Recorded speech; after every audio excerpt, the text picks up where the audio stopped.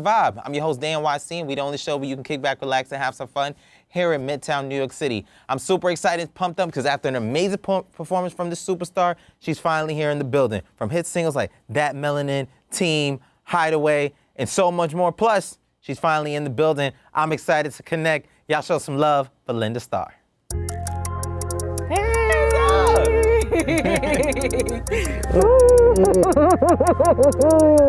How are you? I'm good.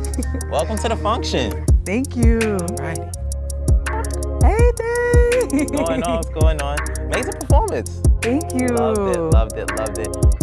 We met, let's jump straight in, right? Yeah. We met, what, 2020? I think, yeah, we met at a movie 2019. event. Yeah. We wasn't wearing masks at that time. Yeah. I met you at the event for Fragile Wildflower Production. Yes, and that's an amazing. Was it 2020? Probably one of those. I just remember it was.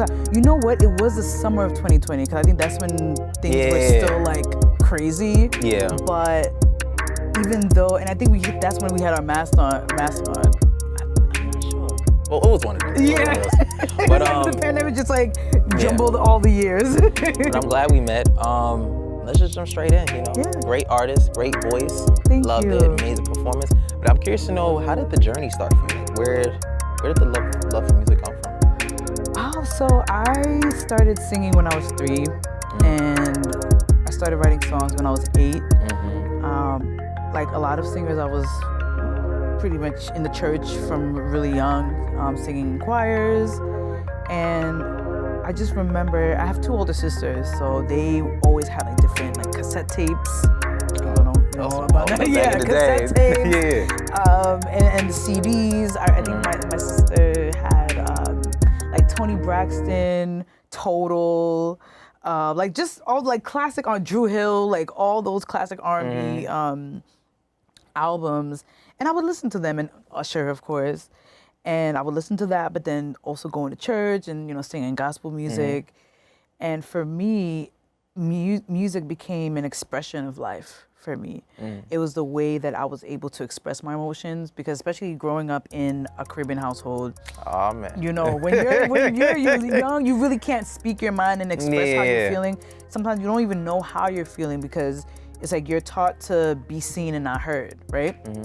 So a lot of times whenever I felt different emotions about certain things with family and things like that, I had a pen and paper. I would just write it down.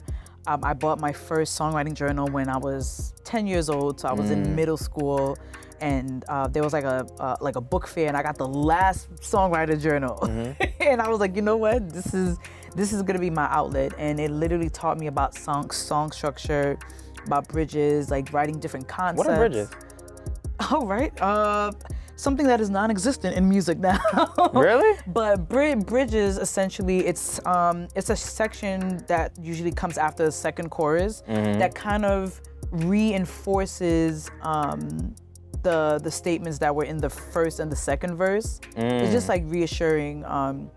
So it's a love song. It's just like, it kind of, sometimes there's like different musical elements that's added to it, whether it's like a change of key, or it's just something that like brings the song together, right? And I guess now that we're on the topic of bridges, a lot of times now in today's music, it's like sometimes a song feels unfinished, or like it just feels unsettling, because it's like there needs to be some type of resolution. So that's what bridges are for me. Yeah. Hashtag bring back bridges. Yeah.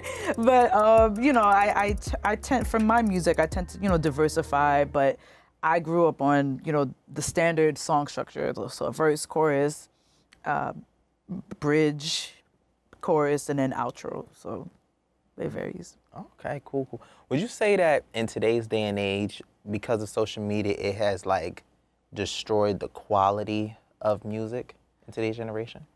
I think because music is so accessible nowadays, it's like anybody can record a song, right? There's people that record songs like from their bedroom, and then next thing you know, they're on the Billboard charts. So I think, and then also we live in a culture where it's like,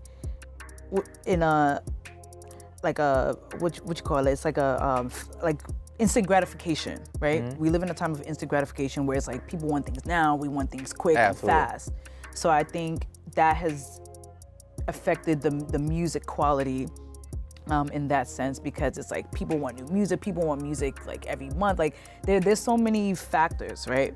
So it's like, for example, like a lot of independent artists, like much respect to them, you know, like putting out songs sometimes every week, sometimes every month, but then sometimes you kind of compromise the quality of it because, you know, you're putting out things so fast, whereas other artists like take that time to really, you know, just like write the song, but then develop it, nurture it a little bit, get some feedback, and then come back to it. So I think definitely the trajectory of today's culture has really affected how we analyze music, how we listen to music, and how we record music and its quality. Absolutely. One thing I've discovered, and one thing I agree, is that yeah, the quality of music is reality. Some of it's trash. I feel like it's straight up. I mean, I feel like some of it'll stick to the wall for maybe a week or two, maybe a month, maybe a couple of months. But long term, I feel like people want a quick fix as opposed to longevity. So you can throw it to the wall, it's gonna stick, but it's not strong enough to stay on that wall for so long. So when you think of artists in today's day and age, and obviously they came around before social media. When you think of Mario, Let Me Love You, you know, people, you can hear that song was 20 plus years ago, and you can still hear it, and it still bumps like as if it just came out. Exactly. You know what I'm saying?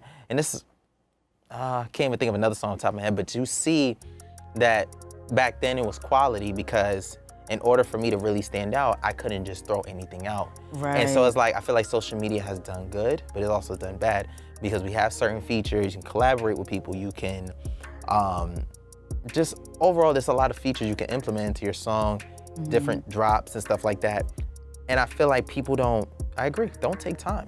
You know, it's hard, because then it's like, okay, well, you should start to say to yourself, well, damn, if I'm not seeing results with instant gratification, let me take my time and create it. And that's one thing I realized. I kind of feel like, I'm gonna be honest with you, I feel like certain artists are gonna continue to just throw music out there, but it's not gonna be something where it's like, oh, this is a bump, I wanna listen to this on repeat, unfortunately. And I think it also depends on the fan base too, right? And I also think it depends on the artist. If there's certain artists who just wanna, you know, they just wanna make music and just, you know, like just do that, but then there's other artists that really appreciate the essence of musicianship and really understand the time that it really takes to craft a song. Like even with EPs, like being very intentional. There's a lot of intentionality that I think is missing in music now, and also like authenticity. And like you said, longevity. I would never forget, there's a quote by Nina Simone that I think she says, you have to make music that reflects the times, right? But then it's also important to just make music that's timeless. Like you said with Mario, Let Me Love You, shout out to Neo for writing that. Oh, snap. But yeah, literally you just create music that people will resonate for a really long time and not to follow trends. Okay, cool. Let's shift gears a bit. Let's talk about this new one of your projects, Recovery and Discovery. Been 4 years. Don't feel like 4 years, right? I know, time flies Feel like last so week. fast, Like, right? you know, when you think about, well, when I listen to music nowadays, right? I always try to ask myself, okay, what did they mean by this specific title? So before I listen to the song, the songs on the project, I really ask myself, Recovery and Discovery. To me, that project gave me the vibe of like, I feel like I'm recovering from like my old self, and I'm starting to discover a new side of me, a new side of music based off, you know, things I'm learning, things from my past, and just bringing it together into the person I am today. So, you know, just talk about, you know, that project and what was your mindset on it? Absolutely. I think you hit it right on the head, especially just on the recovery side, just healing from past hurts, past situations, past relationships, leaving behind my old self, but then discovering my new self and discovering what it really means to be loved and to be wanted and to be chosen, right? I think that dichotomy of life isn't really examined a lot. Because everything moves so fast. Everything is so fast paced. It's like, there's a heartbreak and then we're taught to just move on and move forward from it. But with recovery and discovery, I really took the time to kind of step back and uproot what was happening in those relationships. How was I feeling? Whether it was angry, whether it was resentment, whether it was just looking internally and realizing the self-love that I still have, and realizing my worth despite whatever happened, discovering the different parts of me that are still beautiful, and it takes time to grow into that. So. All right, cool. I really want to talk about that self-worth. You got to know your worth. And I feel like some people feel like they may not know their worth because they don't have a huge fan base, or they're not very well known. They don't have a lot of features. They don't interact with people a lot. What are some actionable steps that a person can do to start, identifying their self-worth? Because I'm gonna be honest with you, music stuff's not easy. I heard it's expensive too. So kind of what are some actionable steps a person could take? I would definitely suggest affirmations, because especially, and I'm a very spiritual person, so there's the power of life and death is in the matter of the tongue. So it's like whatever you say, that influences your thoughts, and then what influences your thoughts, your thoughts influence your behavior, right? So definitely start with affirmations, even if it's just simple as I am beautiful, I am enough. A lot of times as artists, we feel inadequate. And even this week, there were times where, I was just like, I wish there were more likes on this post and more likes on this reel or whatever. But honestly, all of that is finite. But what resonates, no matter where you are in life, is how you view yourself, and also remembering, how God sees you, because God sees you. He created you for a specific purpose, and He created everybody for a specific purpose. And I think having that faith really grounds me and makes me realize my worth. Because my worth isn't in the amount of followers. It's not in the amount of likes I get. It's in the impact and how I impact other people and how I leave my legacy behind.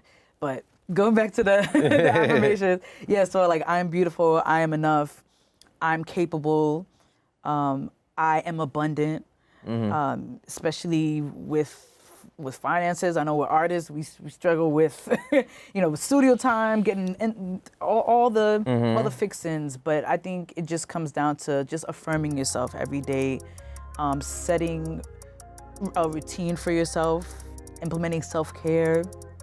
But it's beyond the massages and the the mani-pedis, but it's really just taking that time to recognize what your story is, how you want to impact others, and how you want to serve others. Absolutely. You know what it is? When you're making music, I feel like sometimes, well, I'm not saying you, just a general thing. When people make music, they start to lose sight of who they are. Constantly in the studio, but you feel like, damn, I haven't seen daylight, or I haven't done the stuff I needed to get done, maybe on a personal note, because I'm so caught up in the studio. Right? Yeah. And suppose you're in the studio and you're not seeing the results. I feel like that could slowly dim somebody's light and make them feel like they don't know their worth. You know what I'm saying? So I appreciate those affirmations, because I feel like we sleep on certain things like that. Like, I am enough, I'm capable, I'm this, I'm that. But you're not realizing when you speak positive into the world, things are gonna happen. And things will change. I live by this quote. It says, I was on my friend's wall and I took a picture, now it's mine. So it says, God can get you anywhere you want to be at in life, but He can't drive the parked car.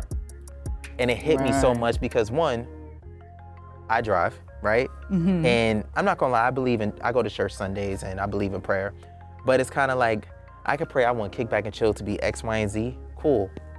Did I write any actionable steps? did I actually put the car in drive and started driving? Because I feel like once he sees that I'm moving, it's kind of like, okay, maybe I could throw maybe a sign or a signal or something so maybe he can catch on. But I got to be paying attention to the stuff that he throws. So, you know, I tell people all the time, it's really the execution that's going to lead to you being happy. And then from being happy, it's going to lead you to possibly wanting to do more and more and more. Because once you're seeing the results, you're not going to want to stop. You're like, what is the next step? You know, so. And I think it's not even about being happy too, it's just finding that joy. Yes. Right? I actually was at a conference for New York Music Month, and Billy Porter, he is amazing.